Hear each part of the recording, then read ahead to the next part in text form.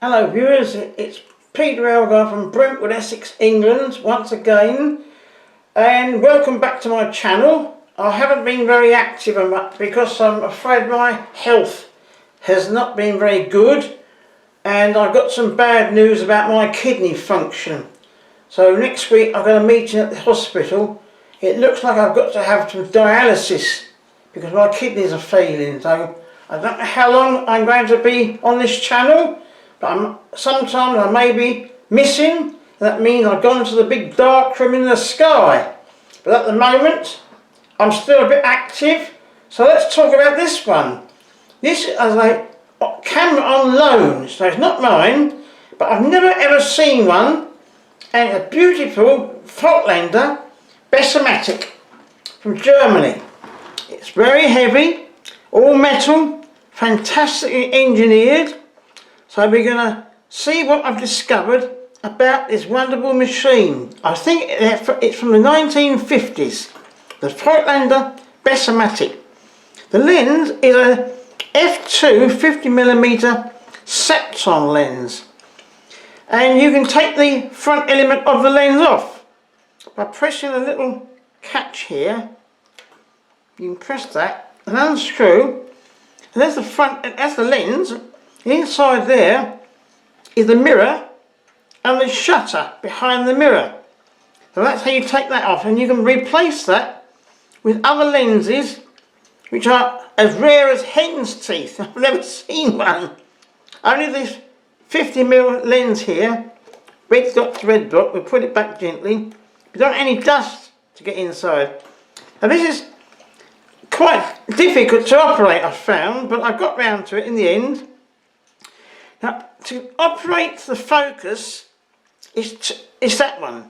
You look through the viewfinder, and there is a focusing aid with a semicircle, and it's similar to the Russian Lubitel camera in that most of the screen is always in focus, and only in the centre, which I can't easily show you because I don't have the technique to show you, only in the centre focusing circle do you use that for focusing. I've slipped up several times and I've focused on the rest of the screen and they've been out of focus. So there's the scale here in feet and meters, and it goes against the little index here with a little dot there, and then you set other settings against this little dot. So that little f11 is the aperture, and that 4 is 1/4 of a second at f11. Now they are linked according to the EV scale, and as you turn it, they will. Let me turn this one. The aperture and the lens aperture and the shutter speed, they would change together. So if you want to change from, say, a 30th of 5.6 as it is there now, you can turn this knob and that alters the aperture. Strange, isn't it? So we can turn that, then we turn it, that's a 30th at 2.8 now, as a 30th at f11. Now, how do we meter it? Well, there is a built-in light meter, which light goes through the baffles here. It's a selenium cell, which means it's on all the time. And it's not working because it's so old. I have looked through it, and there's a little circle and a little line. And when you turn the aperture, you can move the little circle up and down and bisect the little lever, but it doesn't agree with my Western. Now this little thing, little window, enables you to see what settings you have here. You can see through the viewfinder at the top, you can see that you've set 1/30th of a second at f11 there. That's a little Judas window, I think it's called. So that's that one. Now to set the aperture, the ASA, you do it on this dial here. It's got DIN and ASA. Now you have to pull a little lever here, and you turn this against a tiny little red mark here that is on 21 DIN 100 ASA at the moment. So I managed to do that, managed to change it. You turn that. Now it's on, it's 27 now, DIN 400 ASA. So that's how you change that there. These numbers, I haven't discovered exactly what they are for. I think they have to do with the metering. But as the meter doesn't work, I have never used those.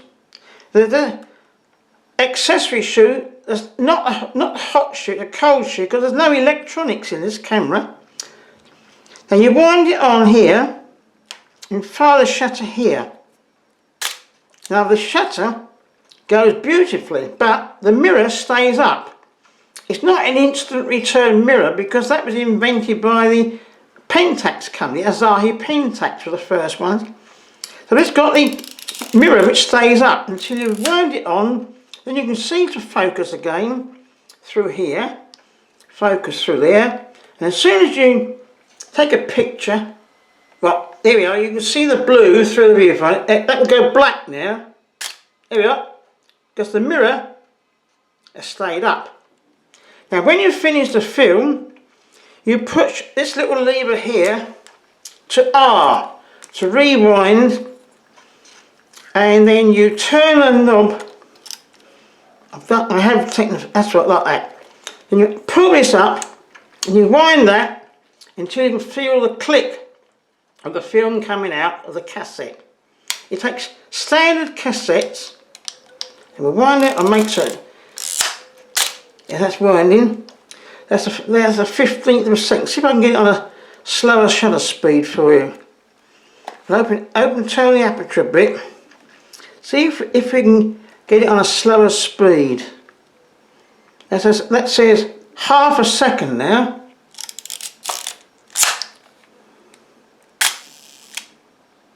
Yeah, that sounded accurate enough, and it stopped down. So the aperture doesn't open until you wind it on.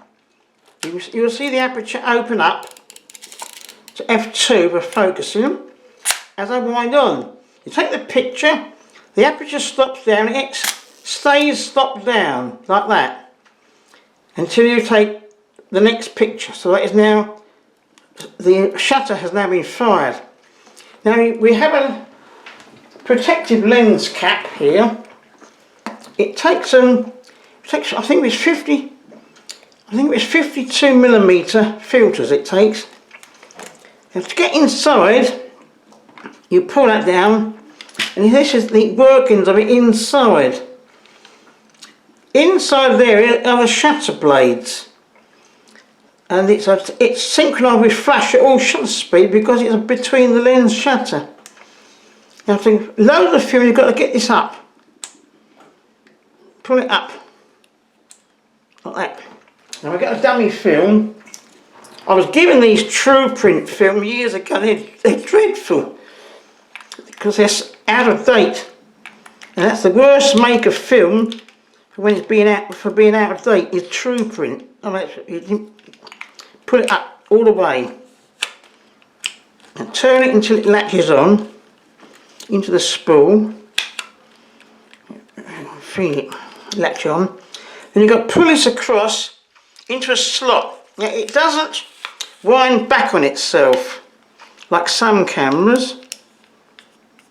Pull it into there, then press with your thumb, then wind and watch the cogs engage, yes? Then you can flip that across, and you can wind that. Now how do you know what number you're on?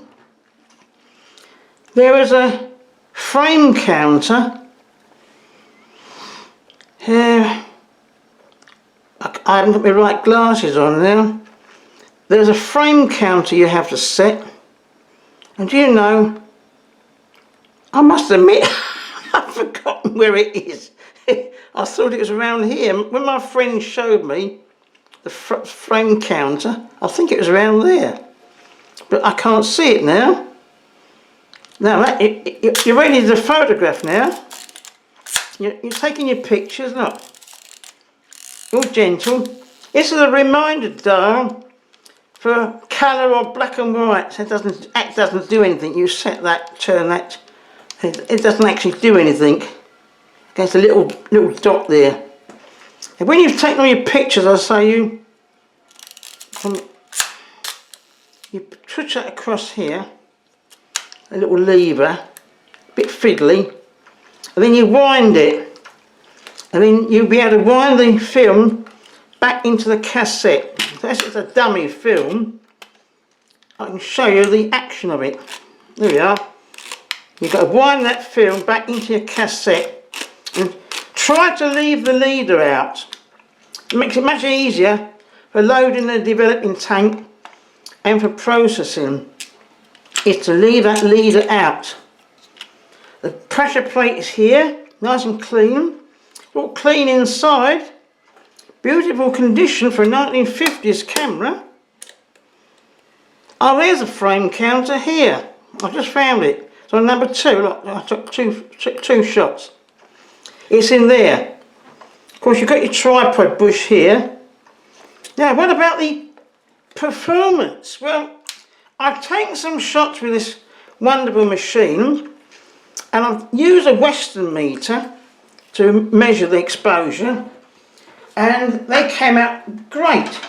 I've done 2 bits of black and white film, Oro film, and I developed it in 510 PyroCat HD, which is a staining developer. Now, the first film was a bit underdeveloped, but the sharpness of it was good, so I loaded another bit and took some more and gave it better development. And I took a load of boring photographs showing the street and buildings.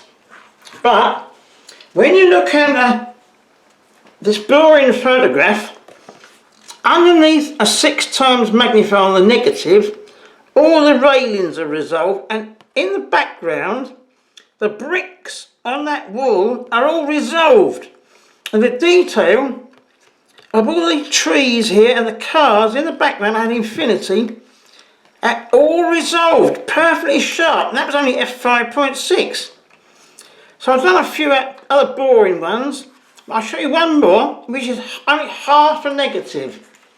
Half a negative enlarged up this bloke walking along at a 500th of a second on Oro film done in the 510 PyroCat HD. I keep calling it 510 Pyro, but that's PyroCat HD. I caught him in good focus. His beard, the detail of his beard, every strand of hair is resolved with that Septon lens. That's fantastic, look at that. So I must have set the focus just perfectly because he was moving. The 500th of a second has stopped him from moving. The detail in his beard. So that Septon lens is a fantastically sharp lens. Just about one of the sharpest lenses I've ever tested. It's just as good as a Leica f2 Summicron. In fact, I think it beats it.